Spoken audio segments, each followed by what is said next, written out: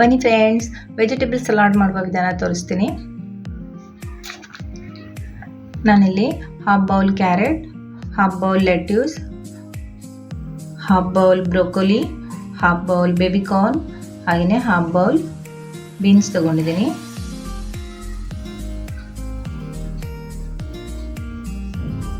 ಎಲ್ಲವನ್ನು ಒಂದು ಪಾತ್ರೆಗೆ ಹಾಕಬೇಕು. ಬೀನ್ಸ್ ಹಾಕ್ತಾ ಇದ್ದೀನಿ.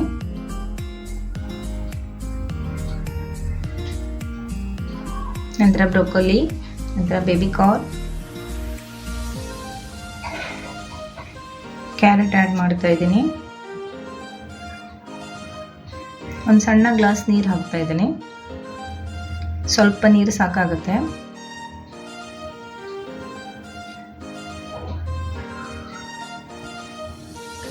ಮುಚ್ಚಿ ಒಂದು 5 ನಿಮಿಷ ಬೇಯಿಸಬೇಕು ಮಧ್ಯಮ ಉರಿಯಲ್ಲಿ.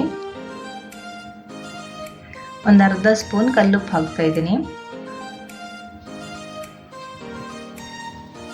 ಒಂದು ಚಿಟಿಕೆ ಪೆಪ್ಪರ್ ಪೌಡರ್ ಹಾಕ್ತಾ ಇದ್ದೀನಿ.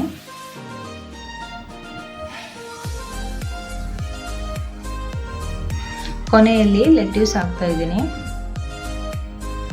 1 ನಿಮಿಷದೊಳಗಡೆ ಬೆಂದು ಹೋಗುತ್ತೆ.